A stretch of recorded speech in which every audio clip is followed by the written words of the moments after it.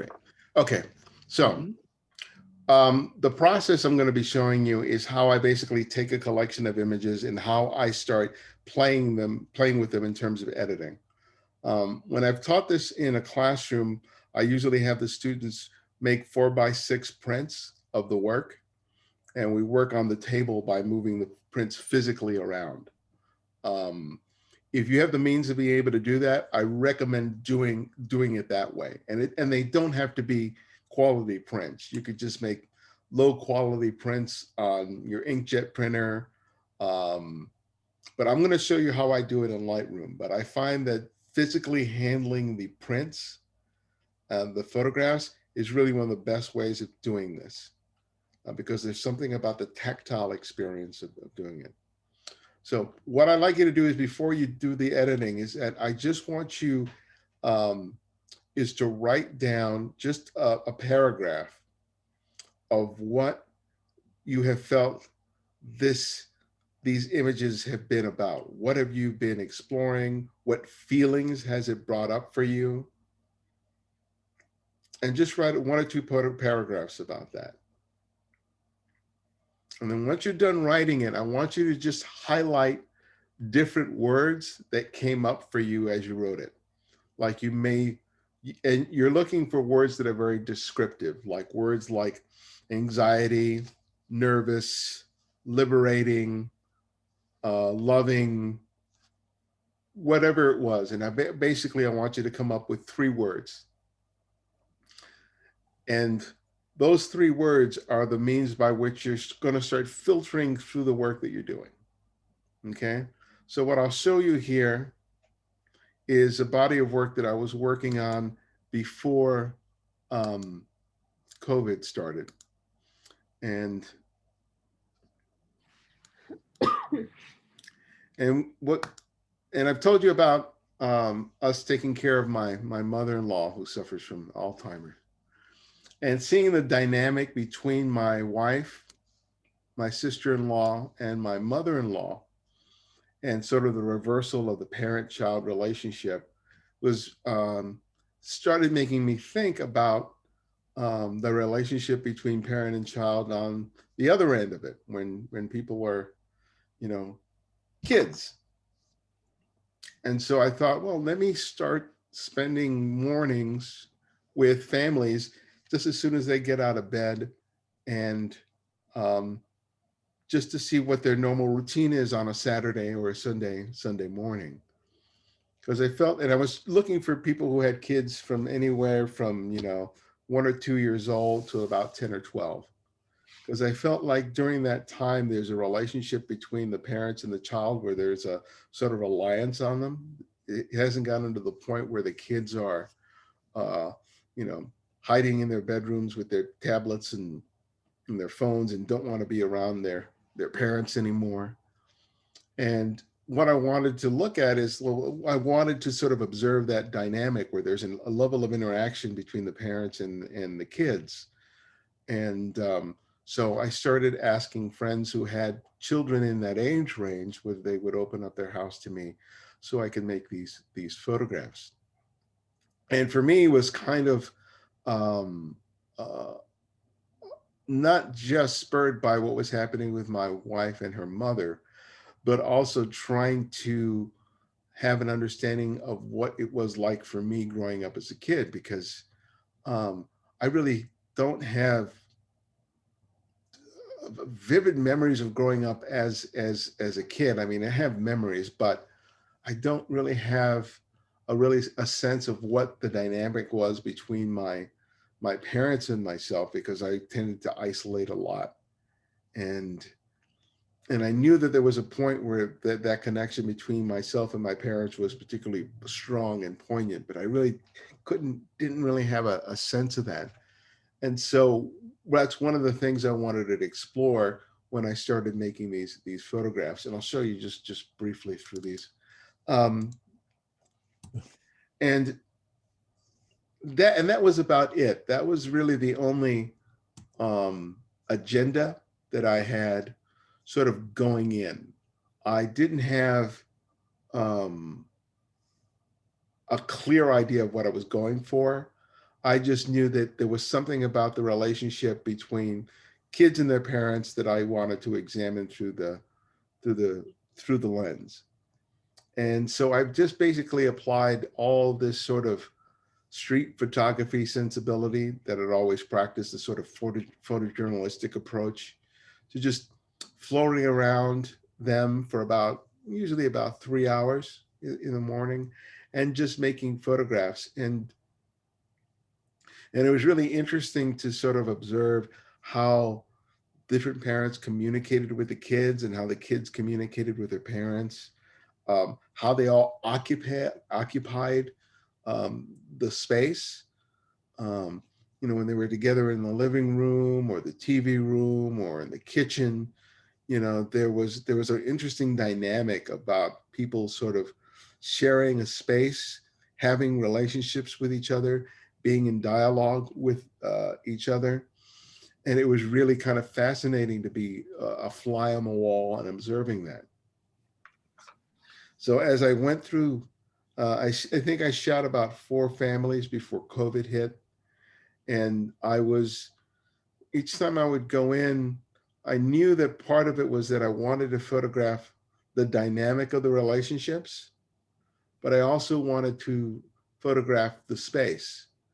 Um, because I knew from just my upbringing that our house, which is our family house, has been the house that I grew up in and that we still own in the family, that space has evolved and changed as we grew older. Different appliances and decorations made up the space. And I knew that I wanted to photograph those elements as well, because I know that as the kids grow older, that space is going to change in terms of the stuff that they have on their shelves, that they have on their walls. So I looked at the homes and as just as much of a character as I did um, the people that were in there. And that was it. And I was just like floating around, um, looking for moments, looking for scenes that I felt were really revealed the unique characteristics of the family, but also were part that could also be very universal for people taking a look at this. Because even though their family might look completely different in terms of the makeup or because of race or any of those other things, that they're nevertheless could be something that they could see of themselves in the photographs. So I would shoot these families, and later on when I would return to the images, I would just edit things down, and then I would just put them all in a collection. I think on average, I shot maybe about 300 pictures for each time that I was with the families, and I tried to cull them down to about 20 or 24 for each family. And then I'm still this is an ongoing project, which I hope to return to after COVID is over. Um, I really want to photograph a real wide range of family types. I want to photograph um, single parents, gay parents, people who are foster parents. Um, I really want to get a really good range of that. I don't know exactly where I'm going to go with the work, but mostly it's about just making the pictures. But you can see here that I have a good variety of different photographs. So um, if I decided that I was going to try and do a small edit of this here, what I would do is I would come up with words that I feel that sort of encapsulate what this thing is about. And what I would do is in Lightroom, what I would beach ball. This I just got this computer late last year, and I can't believe that I still see the beach ball. It just drives me nuts. Anyway, so for me, um, the 3 words that might come up for this um, is okay. Good. So the 3 words that could come up about this would be about communication, affection, and joy, right? So those are the 3 words. And I would basically create collections for that using those words. So let's say this is, I think I said affection, and then don't include any images there. And I'm going to create a collection set. I'll show you how to do that in a second. So let's say affection,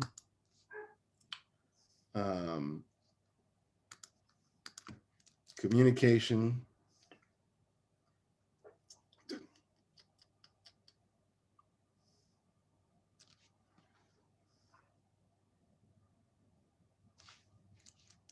okay,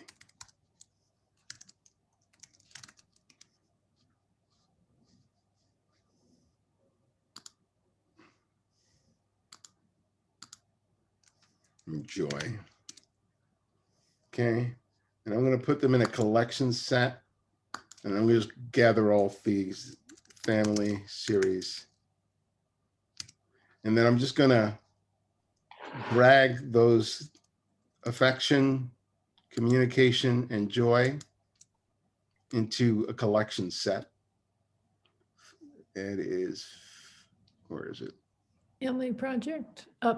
No, family series. Okay. All right. So you see none of them have any images there. So now what I can do is I can go to the family project. Just missed it. Yeah. Okay.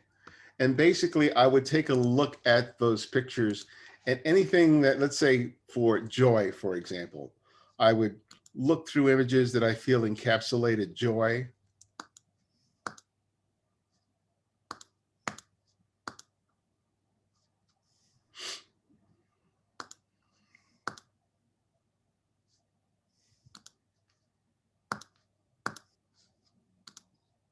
Okay, and then I would just drag them into this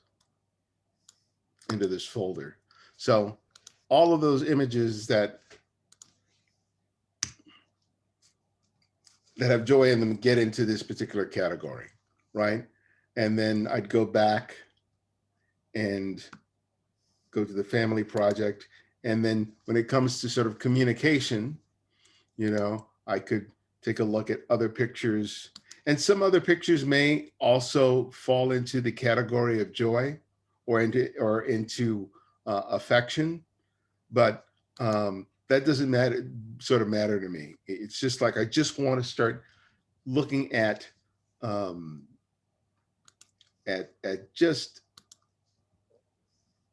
just want to look at images that sort of, so I can start filtering them rather than just sort of looking at all the images in their entirety, right? So communication, then we're going to go to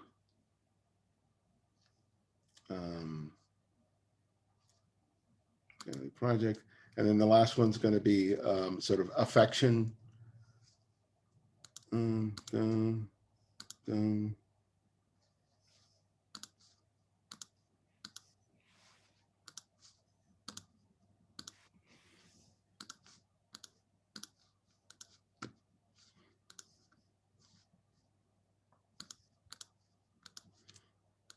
Now, there's certain images in here that may not get into these categories, right?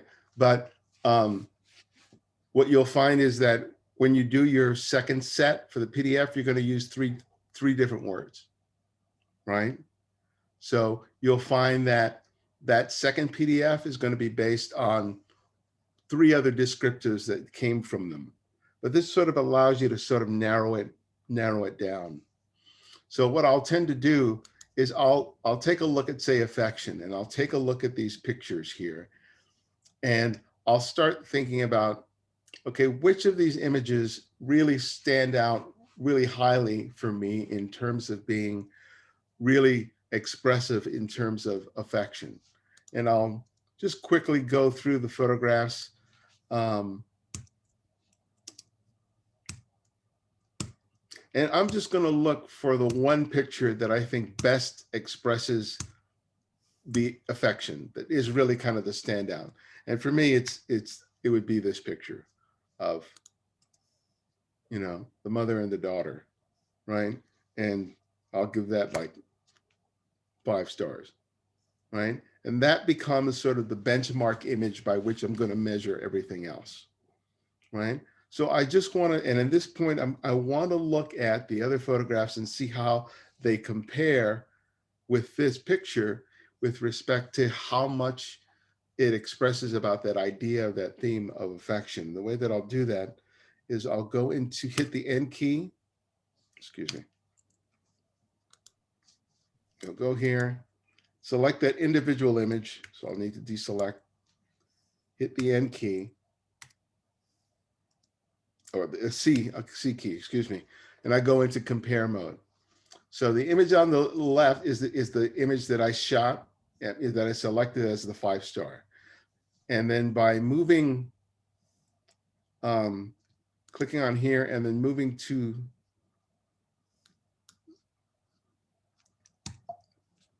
hold on, hitting the right cursor arrow, I can go through the other pictures and look for pictures that I feel are if just as effective, if not stronger than the image on the left. Okay, say how you do that again. Okay, How I'll you go, yeah, click I'll go just into, the pictures to the right. I'll go into the grid node. Uh-huh. I've chosen this image. Oh, hold on a second. So I'll select this one image. I'll hit 5 on my keyboard to give it a rating of 5. So everything else has a 1 star. This one has a 5. Okay. So I'll go here and then I'll hit the C key on the keyboard and that'll get me into compare mode. Okay. On the left is the select, is the one that I've chosen as my primary. And then one on the right are going to be all the other images that are in that particular category in terms of affection. And what I'm going to do is I'm just going to go through the other images, looking for photographs that I feel exemplify that idea of affection, like this one here, where the hair is being combed. I like that. So let me move this out of the way. So I'll give this, I'll click on this screen, give it 5 stars. This is really nice. I'll give this 5 stars as well.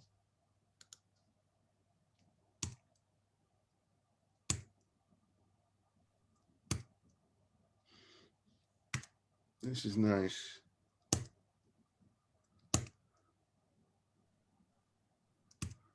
Okay. And I can go back because I think there's some other images earlier. That's nice.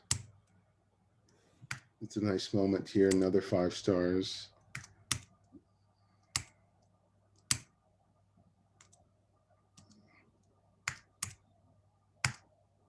Okay. So of these images, of which there were 17, I've selected a certain number of them that have 5 stars. So now what I'll do is I will highlight the ones that have 5 stars.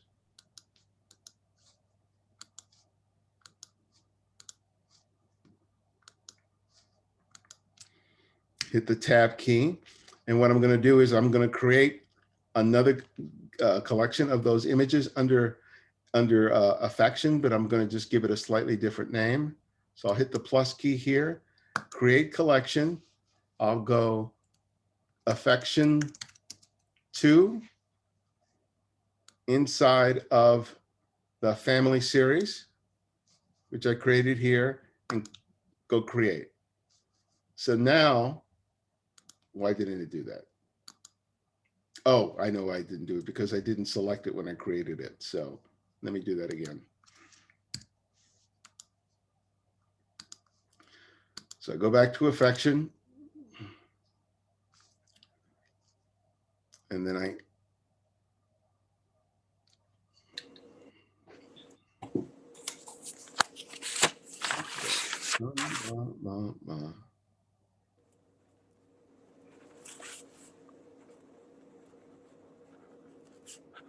okay. So easy way to get there is go to attribute and go to ratings, and just the ones with 5 stars are there. I'll highlight all of those. go to collection, create collection, affection 2, and then I need to make sure that I have inside a collection set within the family series, and then include selected photos, which I didn't do before. And now when I choose create, 9 out of the 17 pictures will now appear in this selection. So I've filtered from what was initially 20 something photographs, and I've created these subcategories in which to start comparing images. And I'm looking at them based on the idea that I felt that I was expressing in the photographs when I did that little bit of writing. And I'll do that for all the other categories. So for communication, for joy, I'll do that initial pass. I'll start comparing the images in the compare mode, rate the other ones that are higher, and create a second version of communication 2 and joy 2, which will have a lesser number of different photographs in the group. Got it? Yeah, and then you go to book. No, not yet, not yet. Okay. So let's say that I've done that, and I have images that I've created in both affection, communication, and joy that I think that I've rated as 5 stars. So I'm going to create another one in the family series, and I'm going to call this the first edit. So let's do that. So I'll just get all these. I'll create a collection, and I'll call this first edit. It's going to go in the family series, include selected photos. And and then I'm going to include these other images here in communication, even though I haven't done the second pass on them yet. Just assume that I did. And we'll just put those in that first edit. So I have like 22 pictures. So let's say so from all the 3 different categories, I bring them all into the first edit. So now what I want to do is I want to get these down to an edit of 8. So I've got 22 pictures from which to work from.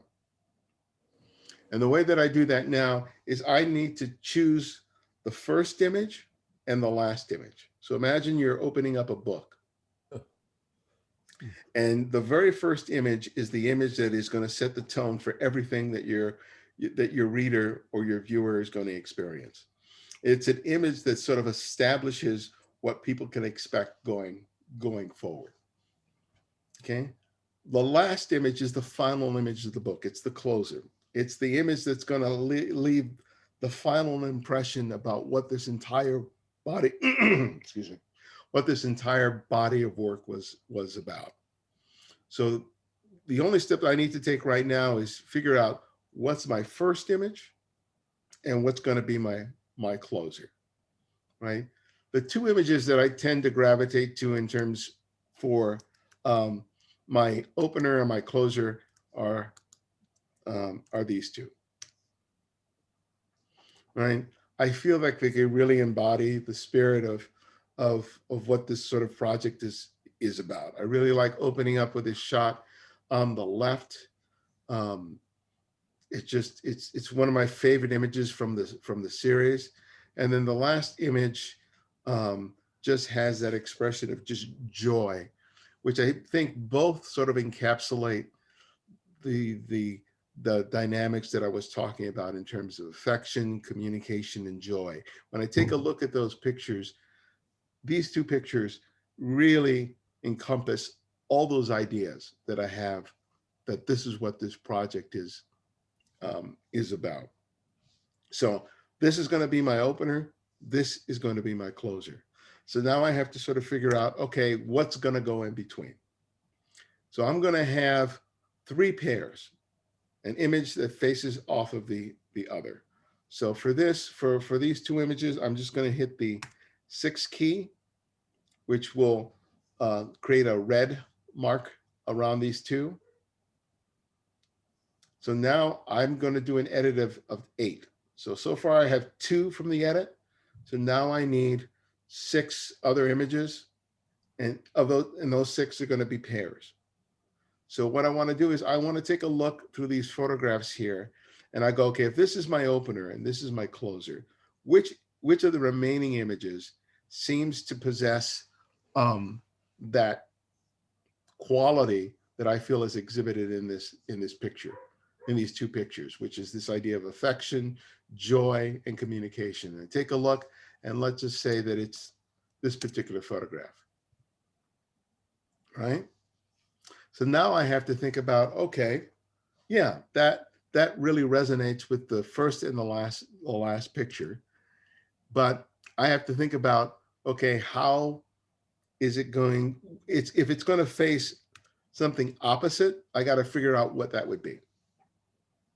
So when I look at the images that's going to be opposite on the right, I'm just looking for something that visually resonates with the picture on the left.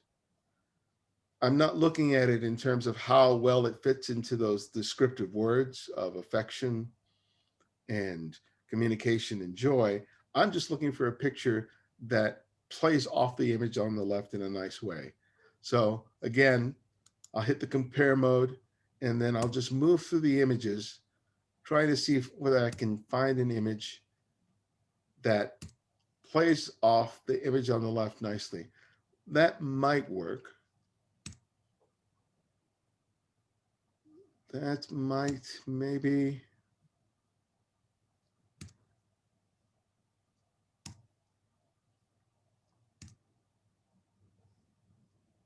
Excellent work, by the way. Oh, thank you. Mhm. So this image is nice, but there's a playfulness that's happening in both, and I don't necessarily feel like I want to have 2 of those images because I only have 8 to work with. So I'm looking for something that might be interesting.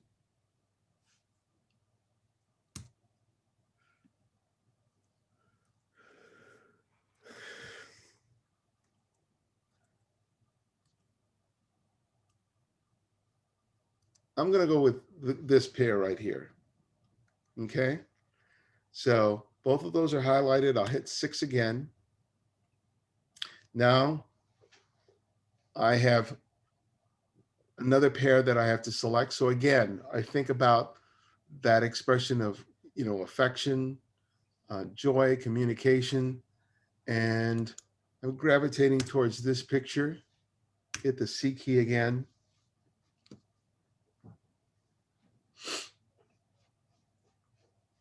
Because that image has all that, has the affection, has the joy, has the communication. And now I'm going to see what plays off of it. And I'm looking for pictures that, and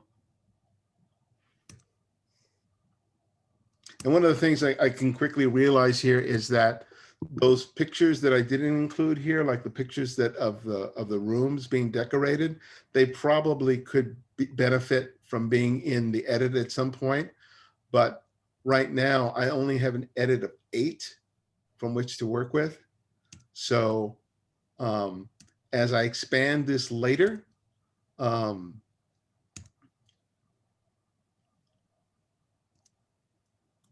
think I'll go with that one. So both of those selected, hit 6. And now, okay, I got the last pair. And I think I'll go with this picture here.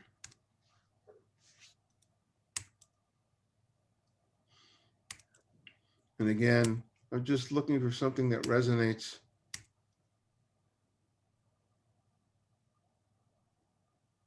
Yeah, I'll go with these 2 here. And I'm just going by feel in terms of how they sort of play off of each other. This is only my first pass. This is likely going to change later on, and that's okay. So now I'm going to go to attributes. I'm going to go to, I think it's this way. So these, click on the red, So there's 1, 2, 3, 4, 5, 6. I'm missing one. 2, 3, 4. I'm missing one of the Okay. images. So let me see. Which one did I? Oh, okay. I didn't select. 1, 2, 3, 4. Ah, there you are, right here. Okay. Okay. So now I have the 8 images. They're all, select all of them by hitting Command A. Hit the tab key. What happened to your first and last? Yeah, I'm going to reorder them in a second Okay. because they came in and they're not necessarily in the order that I want them in yet, but I'm just want to create the collection first. So that was my first edit. Now this is going to be my second edit. So I'm going to go create collection, call this second edit. Make sure that it includes selected photos inside a collection set, the family series. Create. So now I can place them in the order that I had them. So this was the opener. This was the closer. Oh no, this was the opener, excuse me. Okay. Yeah. Then we had that one as the first. And then this one was the third. Then it was Dana. No, that little girl in the blanket was your closer. Remember? Yeah, as a closer here. So this one closer. This was I usually write this down. So that was You're recording this for the student, right? yeah. You just give it to us too, could you? Oh yeah, I'm giving this to you as well. Need it. You're missing the one of the girl at the table. Yeah. Let's see. Because right now you only have 7 in there. There, that one, the girl at the got it. Bottom row, first one. Oh, that's right. Yeah, why isn't that in there? Okay.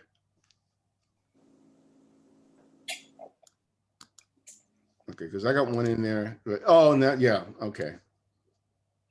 Yeah, because I don't think this.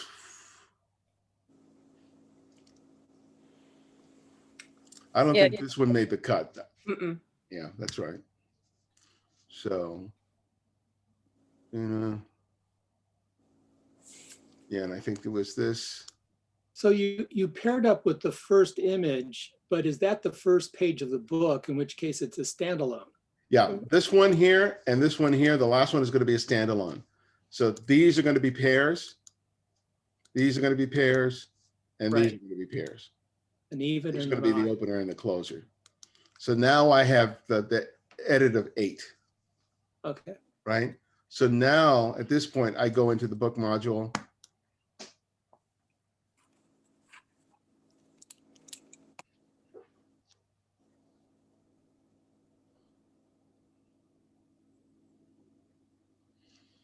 Mm.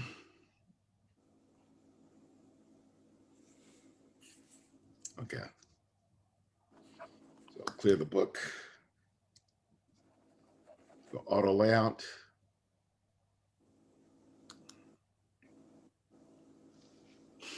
And there, and if I go in down here to where it's displaying 2. So here's the opener.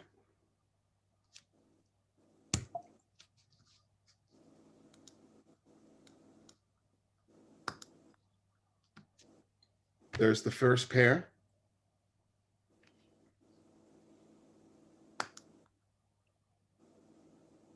Second pair.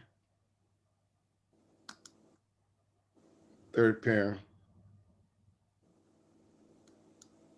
And the closer. Right.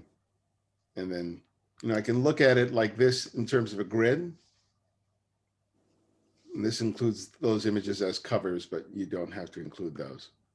But you can just see how the spread works, right? And the idea is, if I can edit this down to 8 and have it be really effective as an edit of just 8 pictures, and I can make it work at 8, then that means I can slowly build on this and not diminish the impact of the work. If I can do an edit of 8 and I know that it's really effective from beginning to end, then what I'll do is, okay, I want to make this into maybe a series of 24. I don't just throw in an additional number of images willy-nilly. What I'll do is I'll go, okay, let me add another pair. Then I'll get it up to 10. And then I'll see, does it still hold up? Does it have a nice rhythm to it? Are there dead spots? Is it getting too repetitive? And then once I feel like I've gotten it there, then I'll go to another pair. And I'll do the same thing and I'll evaluate it again to the point that I can have an edit of 24, which is about a good number for a project, and feel like, okay, yeah, it's really firing on all cylinders. What happens is that people who don't know how to edit or process, not process, but sort of edit their images in this way, is that they just grab a bunch of images that they like and they just throw them together and thinking, oh, maybe they'll just work. And they're just hoping that just pure randomness will give them a very good result. And most times it doesn't work that way. They may start off really strong, but the middle is weak and then it ends strong, or any variation thereof. And this way it really allows me to sort of consolidate the imagery in a way that I find is really effective. Because I think that this edit, though it's incomplete in terms of the overall project, I think works, pretty nicely in terms of the ideas and the themes that I'm exploring in this project. As I expand the edit, I would, include, other images from the project, which include the rooms, the way the rooms are decorated, like these two, right? But I would be looking for an image that plays off of that photograph in a nice way. So say I got that edit of 8. I go, okay, now I want to expand this to 10, but I want to include these pictures of a room. And so I would go through, photographs and I go, oh, I like the way these two play off of each other. And then I would put them into the edit of the 8 to 10 and try to figure out, okay, where exactly in the edit does this fit? Okay, does it go somewhere in the middle, somewhere early, maybe moving around a little bit to try and figure out exactly where they fit? And if it doesn't work, then I'll go back to the pool of images that I have and play with it a little more. But rather than getting hundreds of images and trying to make a concise and effective edit, I find that this works for me best. And then, if you're doing it with the actual physical prints, you just get to take it to a whole another step, because physically you can just move stuff around. It's kind of a little backwards having to do it in Lightroom. When you're doing it with actual physical prints, you just move stuff around, and you don't have to deal with creating collections and all this other stuff. But this has been as good of a system as I've been able to come up with respect to doing it in Lightroom. Good question. Yeah, please throw questions my way, because I know I'm throwing a lot at you. You mentioned the 3 words, but you mentioned that you're going to do 3 words for one of the 2 books we're going to give you next week, and then you'll do a different 3 words for the second one? For the second book, right. Okay. Yeah, because for the second book, you're going to be dealing with other images, but I want you to look at those images through another filter. Basically, 3 other words that encapsulate what the experience has been like. Do you want, what if there's a similar image that works for both of them? That's fine.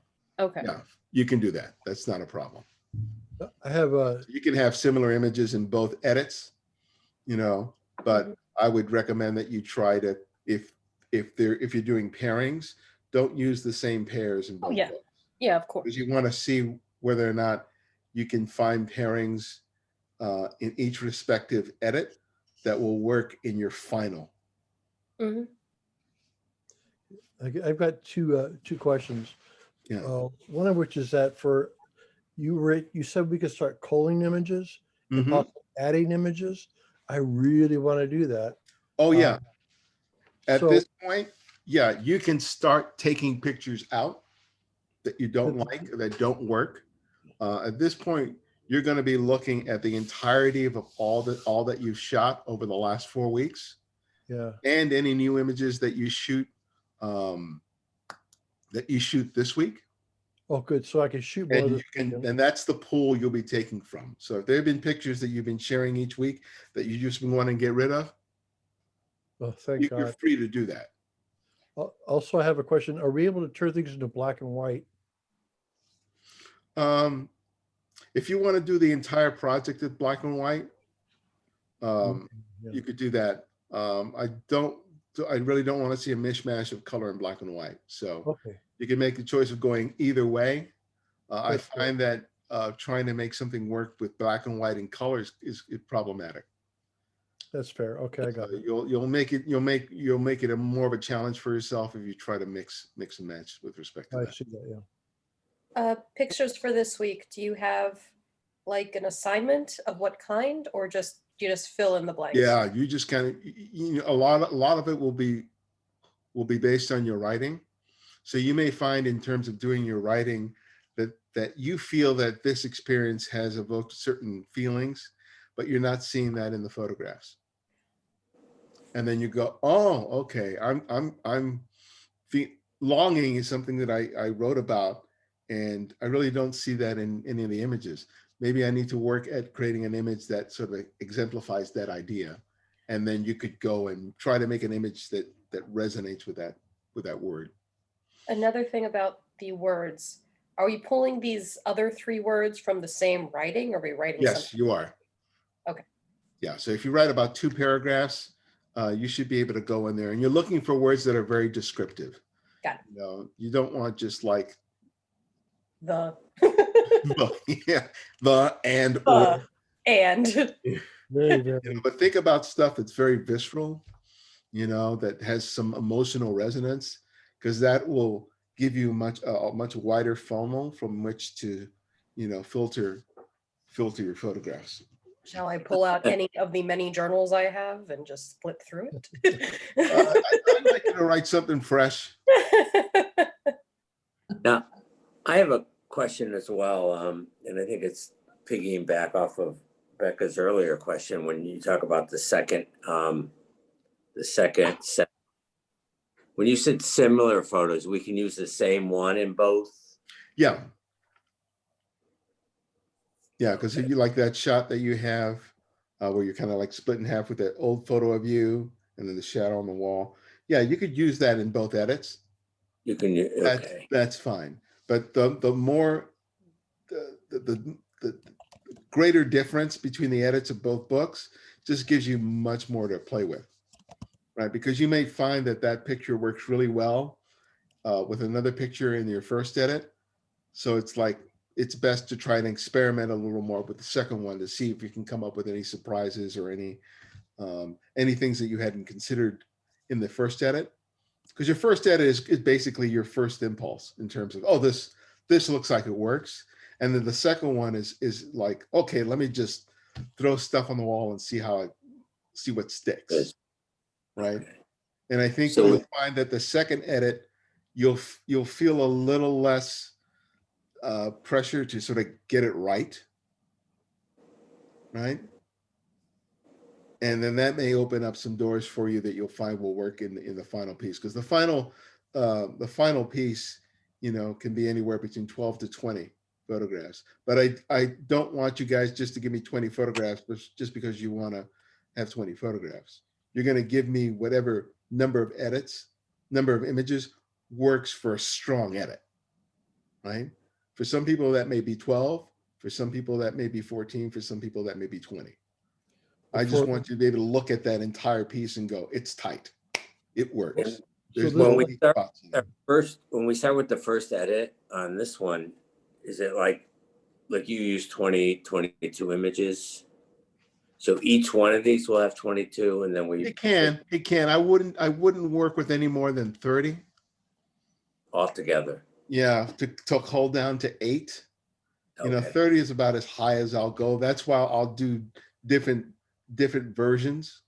Or how about Right away. 22 for each one of the sets? Is that no? You could, you know, just it'll happen as a result of the images that you put into each category based on those 3 words. Words. Okay. You know, so you may find that you'll have like 10 images in each of those categories, and you have 30, and just work with that. If you're working with any more pictures than that, it becomes really unwieldy. And when you do that comparison, when you have that picture that's basically your benchmark picture, Yeah, you don't hey, want to. this is the strongest one that I have. Not all those other pictures are going to be on par with that, right? So you shouldn't have, 29 pictures that are as strong as that first one. You're just not. It's not going to be possible. You'll have maybe 3 or 4 that are really strong, and there's stuff that's going to be okay, and there's stuff that's going to be it kind of works, right? And you kind of want to weed those out, and by comparing it to that benchmark, it's a real easy filter to be able to say, okay, this one goes in. It's hard to not to ask stupid questions when you're stupid. Okay, so for this coming Wednesday, how many photos? What do you want? Basically, you're going to create 2 PDFs. 2 books, And okay. two PDFs, and they're going to have a total of 8 images in the PDF, Each. Yeah, okay. each one. Okay. And you're going to have for each one an opener with an opening single image and a closer, and 3 pairs in the middle. Okay, I got it. So the leading image all by itself, the first pair, second pair, third pair, and then the last single one, which is your closer. It was like the first PDF we gave you. Right, exactly. But now you've been able to accumulate much more work, and now you're going to be able to make a much more concise edit. And now you'll be able to put on your editor hat and think about, okay, what am I expressing in the body of work? And the thing about this is that it doesn't need to be perfect. This is like really raw. This is like first draft. So give yourself permission to write a shitty first draft. That is perfectly fine. That's not going to be an issue. Now, Guarantee that. now I'm going to have to back up too, because I'm very dense in understanding on this. But as far as the images that we start from, to Mhm. break it up into 2 PDFs, Yeah. are they the 18 images that we have today? It doesn't have, it could be, It doesn't have to be. No. no. You could go into your pool of all the photographs that you've shot and any new photographs you create this week. And you put them in a pool, and you start breaking them down into those 3 initial categories based on what you've written. Right. And the pool can be it's whatever we want it to be. As much as you want to work, you could have, 200 pictures in that pool that you've shot over the last 4 weeks. But, you're still going to have to filter through all those photographs to try to get them into those categories based on those 3 words. So you guys at this point should be able to see which images have been really effective in terms of how people have responded to them. So those easily will probably go into the pool. And then you look at some of the other work and just in passing go, does this feel like it resonates in the same, orbit as the other pictures in, and then you can throw them in the pool. By this point, you'll be able to look at your pictures and you'll see the disparity between the images that have that, that resonance and that energy as compared to an image that's just very static, right? You'll be able to see it because we've been looking at each other's pictures each week. So you have that sense. So you just got to trust it as you're, as you're narrowing down your selection. One more quick question. Unless you want to say something, Paul, I've been talking quite a bit. Do you find that the left image is typically your stronger one? Like when you were sorting, you basically based everything off the left image. Yeah, because the left image was the one that I was considering based on the words that I came up with. And then the one on the right was always about just visual. But if I've done my job in terms of culling, in terms of gathering the images, then usually it's not a question of whether that image on the right is less strong than the one on the left. They all are facets of the same idea. So it's just how it plays off of each other is really my biggest concern when I'm doing the pairings. So you want us to use the images that we've taken for our assignments over these last 4 weeks. What if, like, can we also use image that we've taken over these last 4 weeks that were just for us, or just Oh stick- yeah, yes, absolutely. Yeah, you're free to use any and all images that you've made over the past 4 weeks. Okay, cool. They don't have to be pictures that you made for the particular assignments. Oh, okay, cool. Because if they fit into what you're examining and what you're exploring in the photograph, and throw them into the pool. Cool. You know, because you may find that one of those images works perfectly with all the other images that I've given you for assignment, and there's no reason why not to include it. Because there's a lot of stuff that you guys have not had the opportunity to share because I've been limiting the number of photographs that you can submit for each assignment, but they're there. And now that you have a better sense in terms of what's working for you, you know, what you're doing effectively, then you'll be able to look at those pictures and go, okay, that's one of those pictures that's working, that deserves and needs to be in the edit. Okay, let me stop the recording.